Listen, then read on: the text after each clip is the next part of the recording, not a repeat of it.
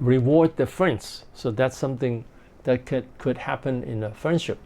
Okay, charismatic leadership. Charismatic leaders inspire and motivate others to behave in a certain way by being enthusiastic, energetic, and charismatic. So the leader can inspire and motivate others to behave, to follow him, by he is enthusiastic, very, very zealous, very enthusiastic and energetic, full of energy and charismatic, that he has certain qualities that attract people. Now, in history, we can see many charismatic leaders. Now, there might be good ones and there might be bad ones.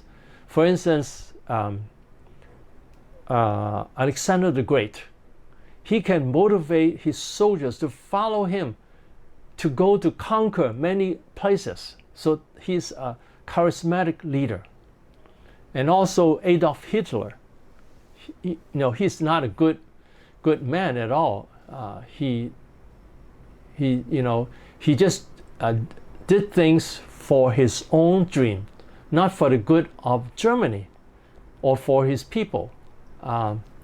Actually, before he died, he knew that he was about to die. He told his generals to blow up Germany. That's what I read, what I saw on the internet, that he wanted to destroy Germany. He said, without me, then there is no Germany. So that's very bad charismatic leader, because he just wanted to do it for himself. Okay, now charismatic leaders, the pros. Now, many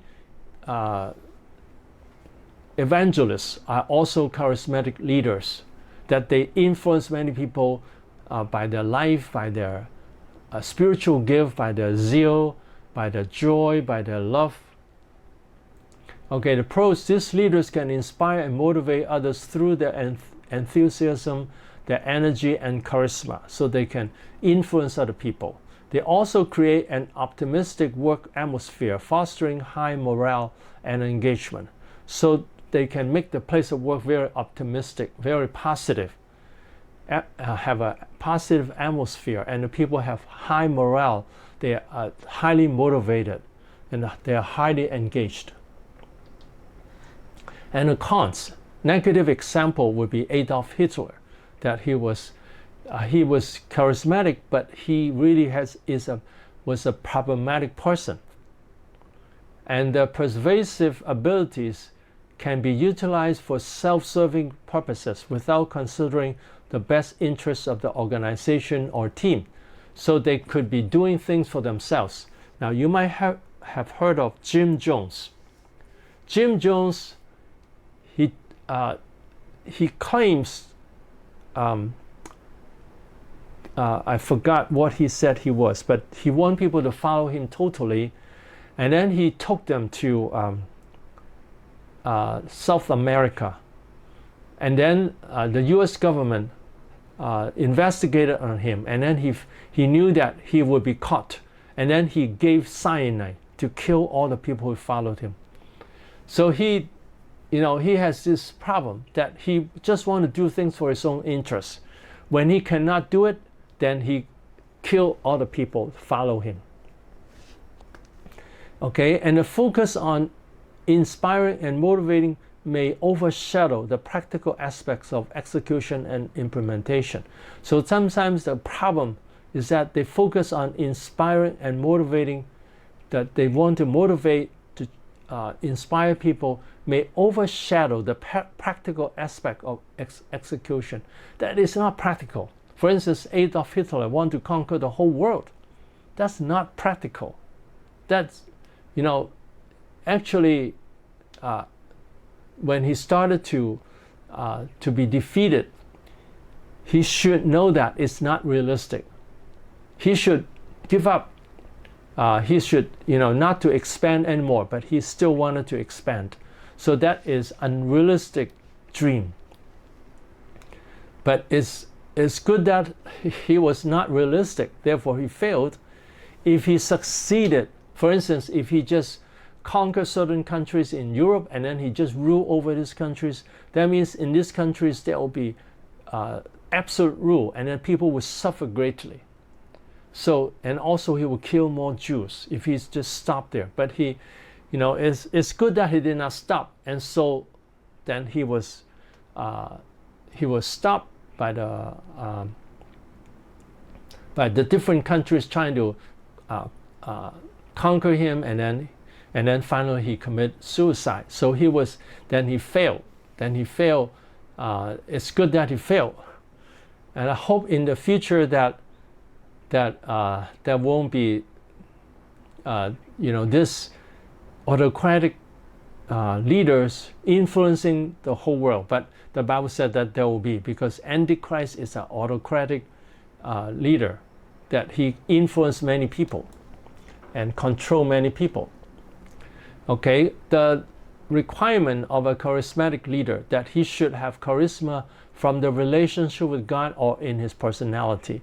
So as a Christian, we should have motivation from God, the personality from God, that we have this love for people, we have joy, we have wisdom that draws people to follow us. Then he should receive direction from God, that he has clear direction, what to do in the future, that he has clear direction. He should care about the people who don't have his zeal or vision, that he should learn to care about the people who don't have this zeal, that those people are not as enthusiastic as he is. And he should motivate and help them. He should not be critical of them, so he should not criticize them.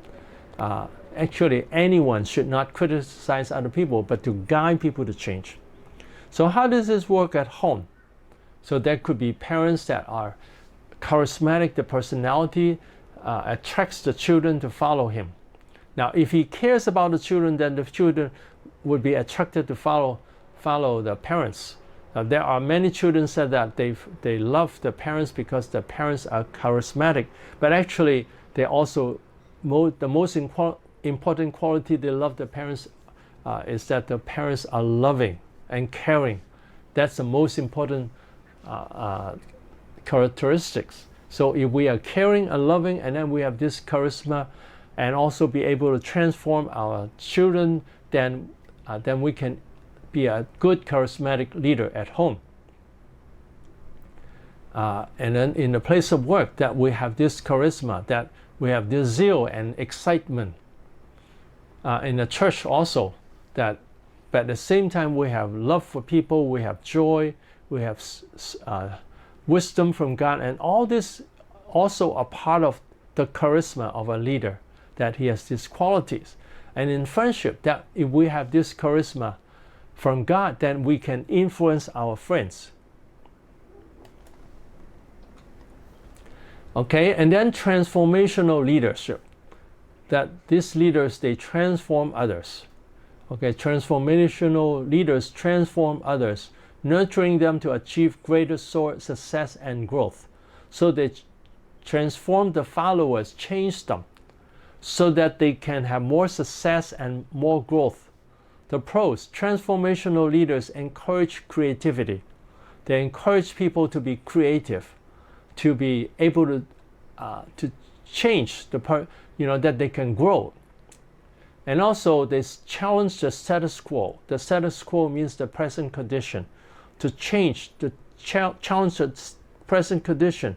Does the church have to have this liturgy or this way of worshiping? Can we change? Can we grow?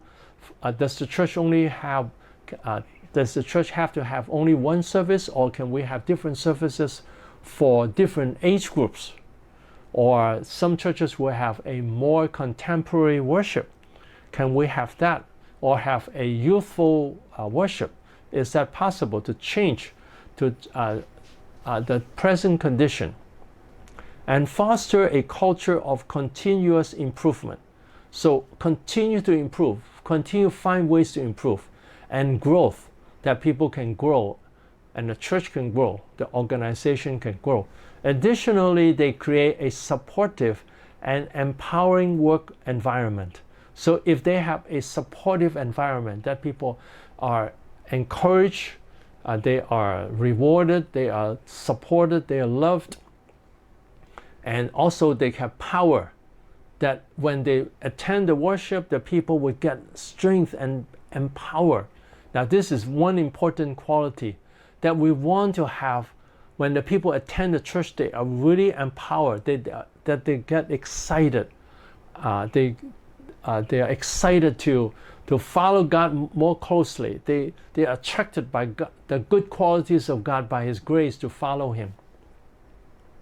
So if the people attend church and then they are strengthened, and then they will enjoy church, that foster a sense of satisfaction, that people will have satisfaction, high morale, that the atmosphere and the condition of the church or the group is motivating. And so the pros, if the transformational leader can do that, that would be great. And the cons, the problems, that if his high expectation and drive for excellence can sometimes lead to increased pressure and workload for the employees. So if it's too high expectation, too much drive, too much pressure, then the people will feel pressure. Or if the pastor is always telling people, you have to do evangelism. Now, instead of saying that you have to do evangelism, we can say, you know, when you do evangelism, God is happy with you and God will bless you. And also the people who are brought to Christ will enjoy the relationship with God. They will enjoy Christ. They will enjoy us. They will enjoy the church. Instead of saying, you have to, why didn't you bring anyone this month, this year? Why haven't you brought anyone? Instead of giving people pressure, we can give them the motivation with the grace of God. And in addition to this, transformational leaders driven by the pursuit of organization goals may overlook the developmental needs of individual team members. They might overlook the needs of development, that they just want the organization to be transformed. They forget about the needs, the developmental needs that the people need to develop, to be developed. Okay, so transformational leader should learn how to transform people with biblical principles or workable principles. So they should have principle from the Bible to love people, to encourage people, to tell them how much God loves them. And also tell people, you know, when they obey God, how God is pleased with them, but when they disobey God, that there will be destruction. So give them biblical principles and workable principles, that is workable, that there are ways that they can overcome the sins, there are ways that they can enjoy God more and enjoy loving God and enjoy serving God.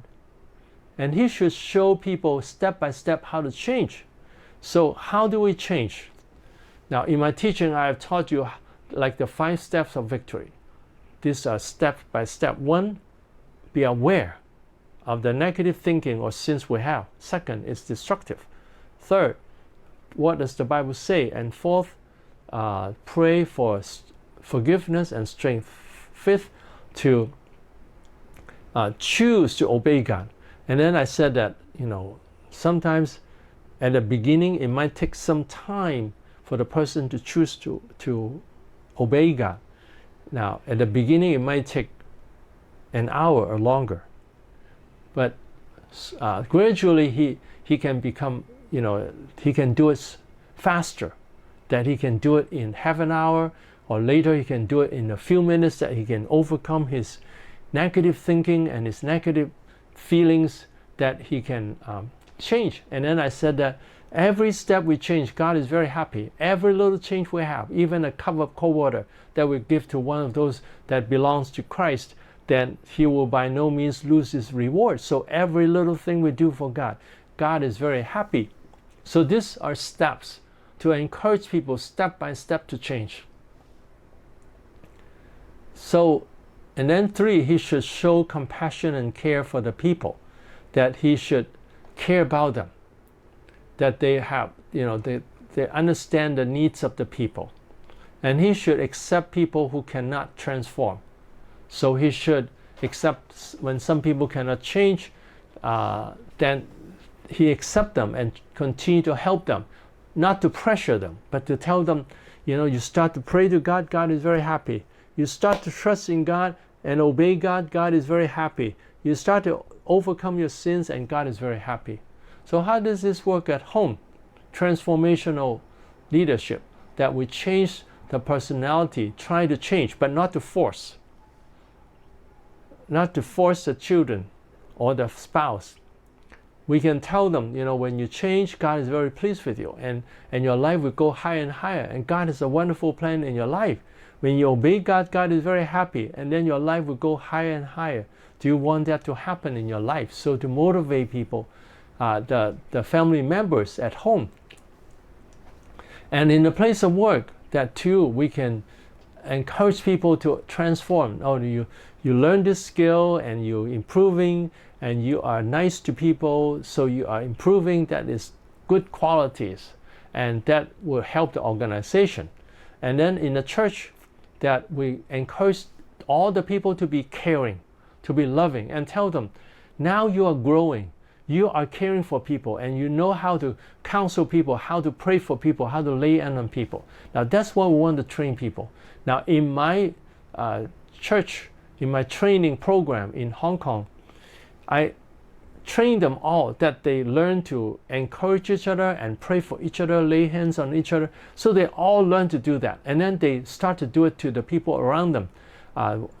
When they go to the mission field, when they do it to the family members, to the friends. So they all learn to do that. So that's something I try to transform their life by letting them practice doing the things I train them to do in the church. So I hope you would also let give the opportunity for your church member to practice counseling people, praying for people, talking to people, laying hands on people, so that they will learn to change, that their life is changed. And then in friendship, that we can influence the friends if they have certain problems in the personality or the certain ways of relating people, we can influence them to so that their life will be transformed. Now, of course, we cannot force them. We cannot force them to change. It has to come step by step. Okay, the autocratic leadership. Now, I would say mostly in a church we should not use this, but I have seen a pastor who is quite autocratic, not totally. He has a church. He's from America. He went to the Philippines, and he has strict rules for his followers. So he's autocratic and also bureaucratic. He has certain rules, and then the followers, all the co-workers, are supposed to follow strictly. And if they don't follow, they will be fired. So I've seen this pastor. He managed to help his church grow. Now, I would still say that. Now, I don't know how much love he has for people. I'm not very sure about that. For someone like that, he should always have love for people, to understand people, not just to have pressure on people. But I've seen him using pressure on people. Now, in a sense, it works for him because he really helped the church to grow. And also, many people at the spiritual level, many people did grow. It's true. So I'm not saying that it's totally not workable. That this can work if we have love and care for the people. At the same time, we have certain rules that are very strict. Now, for myself, I prefer not to be like this. Okay, autocratic leaders make decisions and give orders without seeking input from others. So he just tells people what to do. Now, if this person has a lot of wisdom, he has good wisdom, he knows how to lead the people, then in a way, now he make decisions for people, and also he had guidance from God. Then maybe in a way he can do that. But I still think that God gives wisdom to everyone too, to other leaders too. So he should listen to other people instead of just giving orders. Okay, pros. Autocratic leaders enable swift and decision action in crisis. That the decision will be quick because he just make the decision himself. So he can take decisive action very quickly because he is the only one who makes the decision. Moreover, this leadership style provides clear direction and instructions, minimizing ambiguity, because they have clear direction and instruction, so that it won't be ambiguous. It won't be, the guidelines will not be vague, will be very clear cut, very, people know what to follow. So that's the advantage of this kind of leadership. And the cons, the problem is a limited involvement in decision making in an autocratic leadership style may leave team members feeling disengaged or undervalued. So if he doesn't involve the people in decision making, he just make the decision himself, and then he would not let the people participate in the decision making, and then people will feel disengaged. It's, they just think, I have no part in this organization. I just follow orders. I just do what I'm supposed to do. So they're not zealous. So what the result is that the followers are not zealous because they find that it's just following the leaders. Furthermore, the lack of input from others can also impede the generation of fresh ideas and diverse perspective. The lack of input from other people, then it will stop fresh ideas, new ideas, because it will always follow his style. And also there won't be diverse perspective, because with different people there are different perspectives. For instance, for myself, my wife gives me the perspective of understanding people more. So that's very helpful to me. So that's something that her input influences me. So I hope that you would listen to other people's opinions so that we have a diverse perspective, that we can understand the needs of different people. Okay, so autocratic leaders should avoid this. Now, I say Christian leaders should avoid using this method, that his absolute every time is him giving orders. Now, why do I list this kind of leadership here? It's a fact that there are pastors who are like that. There are some people, some co-pastors, church workers said that, the pastors always want things done a certain way, and they try to work together with the pastors, and it's difficult. So when the senior pastor is autocratic, only he can give orders, and only he has the decision power, then the other leaders would have no motivation to give ideas, and they would have more frustration. It's a fact that there are Christian leaders who are authoritarian. Leaders who have such qualities should learn to respect the abilities of the followers and should learn to listen to people and understand them.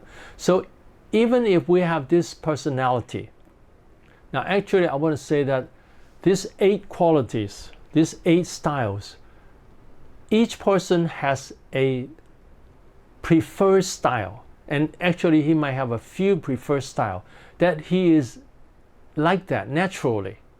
Some people are naturally autocratic, that he need to learn. He need to learn to listen to people. He need to learn to ask the opinions of people. So this is something that we can grow. He might still be autocratic in a certain degree, but he will still listen to people. So how does this work at home? Now, there are many parents who are autocratic. They just tell the children what to do. You must do this, you must do that. And what happens is the children might obey him when he's there, but when he's away, then they won't obey. And then when they grow up, they don't obey either. So it only works for a while. It doesn't work all the time. It doesn't work in the whole life of the person. But if we transform this person, it will work in his life.